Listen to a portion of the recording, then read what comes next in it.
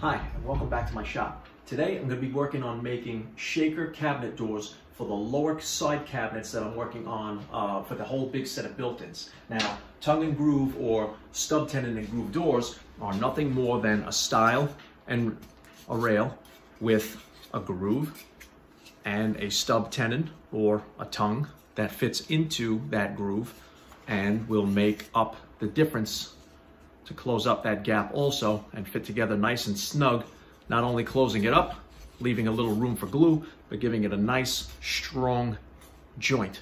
Okay, once the glue is in there, and that is gonna be rock solid. This is the panel we'll be working with. It'll be 1/4 inch panel, and that'll fit into the grooves of the stiles and rails. Okay, so there are a few quick measurements that we need to take, and I have to show you how you have to do the math, which is I'm gonna make it really simple, and then I'm gonna show you how to build these doors, all right? So let's step into the other half of the shop real quick.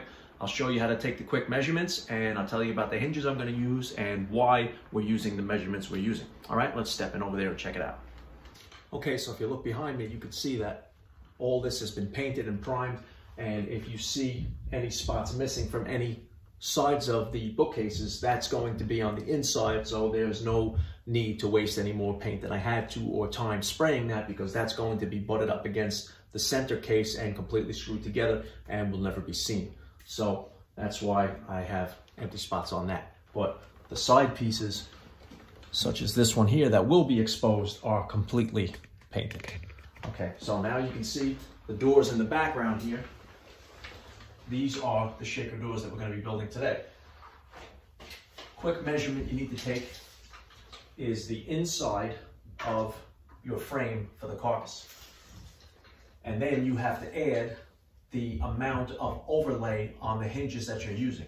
So in my case, I'm using 1/2 inch overlay hinges. So I'm going to measure the opening here, and it's 18. So I'm going to add a 1/2 inch to each side, and I need 19. And then I'm going to do the same for top and bottom, 23. So I'm going to add the 1 inch, and it's going to be 24. So I need to make a door that's going to be 24 long by 19 inches wide. Let's go back into the other side of the shop. I'll show you how I do the easy math to come up with this, and then we're going to build doors on the table saw. Okay guys, so this is what the math would look like and the cut list. We're not going to get into this because it's probably going to be too hard for you to read because I'm all over the place, but as I built the doors, I made this and checked off the cut list as I went. So to make the math simple as I can for you, I'm just going to draw it here on this scrap piece of wood. Actually, this one's a little bit lighter, so you'll be able to see it better. And let's do it on the side that's even lighter, which is the B side of this 1/4 inch plywood. So we have an opening of our frame that is the inside measurement, which is 23 inches long. We have an inside width of 18 inches wide. Now I'm working with 1/2 inch overlay door concealed hinges. Now what that means is that I need on the frame, this is the outside of the frame of the cabinet, I need to add a 1/2 inch to each side, top and bottom, to cover this opening. And with the 1/2 inch concealed hinges, that will let it sit exactly a 1/2 inch over the opening once the door is complete. So I'm going to make this math really simple, okay? First, we're going to account for the stiles. The stiles of the doors run, if you're not familiar with it, they run top to bottom. Those are the stiles. The rails run side to side, okay? So now, for the stiles, we need to add a 1/2 inch to the top and a 1/2 inch to the bottom. So that means we need, with a 23 inch long door, plus 1 inch, 1/2 inch there, 1/2 inch there, that's 1 inch, we get a 24 inch long stile. So that's it for the stiles. Now the stiles, they are also 2.5 inches wide. Now, that means from side to side, It's 2.5 inches. I use 2.5 inches on shaker doors because that's supposedly, you know, what the exact size is. You could do 2 inches, but I've always been doing 2.5, and I kind of like the way it looks. So rails and stiles, 2.5 inches wide. That's going to play a factor in our measurements from the opening for the width. Okay, so now that we're done with the stiles, you can cut your stiles to 24 inches and they'll be set. Now, let's talk about the rails. We need this door to be a total of 19 inches wide because our opening is only 18 inches. And we need the 1/2 inch overhang, so 1/2 inch and 1/2 inch becomes 19. Okay, so we have the 18 inches plus the 1 inch equals 19 inches. So a few things that we have to account for here, and we're going to make this as simple as possible. Remember I told you that the rails and the stiles were 2.5 inches wide? Well, if you have 2.5 and 2.5, that totals to be 5 inches, okay? So now we have to subtract 5 inches from the 19. Okay, so minus 5 inches is 14 inches. Now we have to account for the groove. And you can use 3/8, you can use 1/2 inch, you can use 1/4 inch, whatever groove you want. I like to use 1/4 inch. It's a good setting. Sometimes I use 3/8. Let's go with a 1/4 inch on this because that's what I used on these particular doors. So now, if you have a 1/4 inch groove, you have to account for the stub tenon that's going to fit into those grooves, which is this right here. This tongue or tenon right here is going to fit into that groove. Okay, so we know that the groove is a 1/4 inch deep. We have to make 1/4 inch tenons. So a 1/4 inch and a 1/4 inch, that equals a 1/2 inch. That has to get added on to the rail. Okay, so plus a 1/2 inch is 14.5 inches. So now you have the total for your stiles, the length, which is 24 inches, and the length of your rails has to be 14.5 inches. Okay, so the first thing I'm going to do is square one edge of my board, and then I'm going to set up a stop block at my miter saw station and cut everything to length.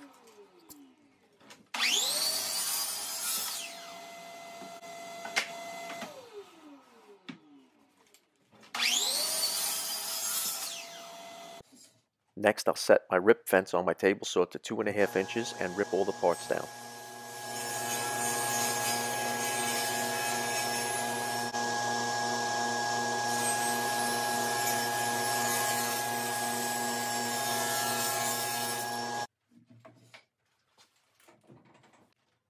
The next step is to set the blade height. I'm using a combination square set at a 1/4 inch, and I'm going to make my groove. Now this is important. You have to get this exactly to the 1/4 inch mark so that you make your stub tenons and everything correct so that your doors are the size you need.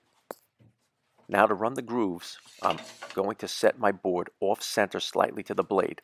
This should allow me to flip the board end for end after the first pass and slightly widen the groove to allow for a snug fit for the 1/4 inch panel.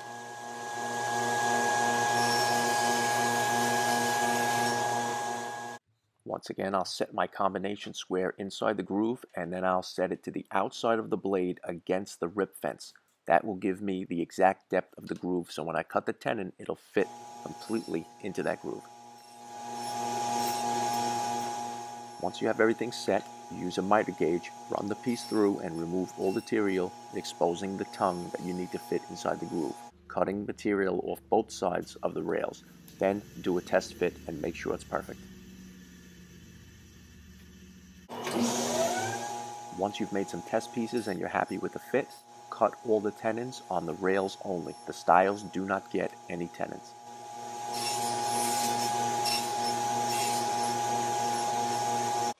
Once all your pieces are cut, just do a quick dry fit and check everything for square and also your exact dimensions. Make sure your width is right, your length is right, and then you can measure the inside of the opening for the panel.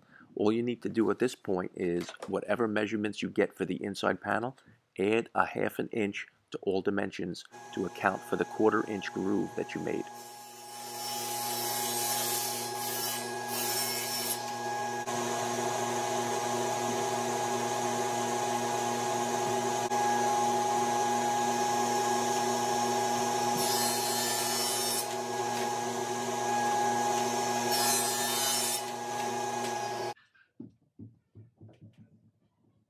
Once you've done a dry fit of the complete assembly of the door with the center panel and everything fits good, disassemble it and you can do your glue up.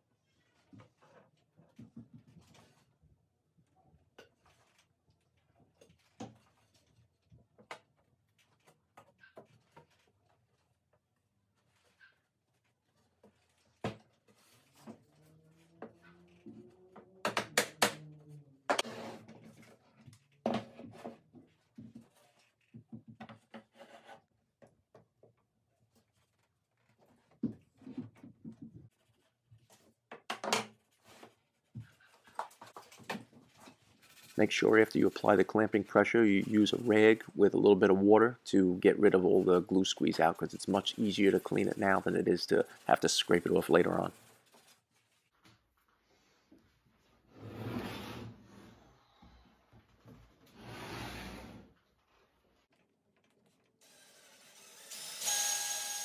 After about 3 hours, I take the clamps off and the glue is set, and I'm able to put the hinges on and mount it and do fine-tuning adjustments before I bring it into paint.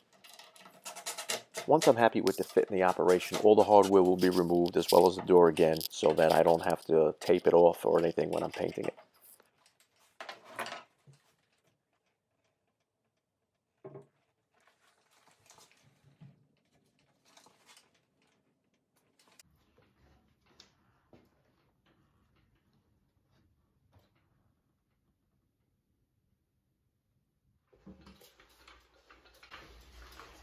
Okay guys, so this door turned out great.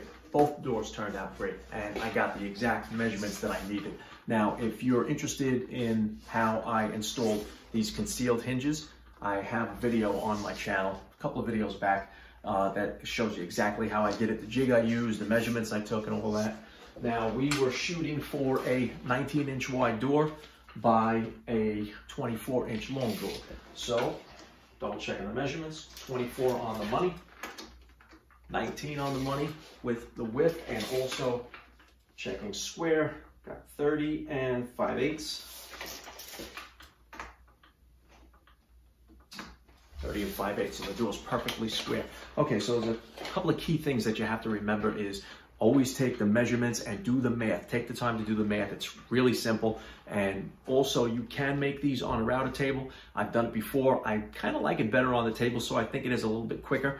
You can use tongue and groove router bits, but the only thing I don't like about the tongue and groove router bits is that plywood. The 1/4 inch plywood is always undersized. It's never a 1/4 inch. So when you make your grooves, see, this fits nice and snug, has a little bit of sliding, and it makes for a strong door once the panel's in there. If you oversize that groove too much, like you would with a router bit, then you're gonna have a lot of play and the door's gonna rattle every time you close it.